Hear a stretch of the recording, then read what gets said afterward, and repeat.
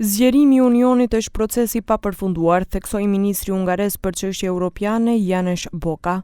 Ai shtoi se ende po vlen oferta e kryeministrit Viktor Orban për të ndihmuar që të tejkalohet kontesti dypalësh dhe se për eurointegrimet nuk ka alternativë. I hear time and again in the European Union that there is a new enlargement enthusiasm in the European Union.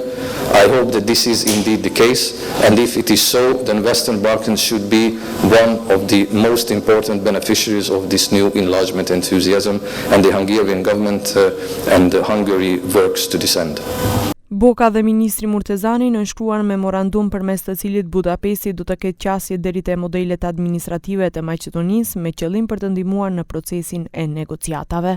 Me këtë hap, Maqedonia e Veriut dhe Hungaria edhe një herë tjetër tregojnë se Evropa nuk është vetëm gjeografi dhe burokraci, por qëllim I përbashkët, vlera të përbashkëta dhe besim I përbashkët se politika e zgjerimit është një nga qëllimet më të rëndësishme strategjike të Bashkimit Evropian. Boka I komentoi relacionet Budapest-Bruksel, sidomos relacionet e ngushta me administratën e Donald Trumpit, duke theksuar se Hungaria angazhohet për ndryshimin e fundamenteve të Unionit.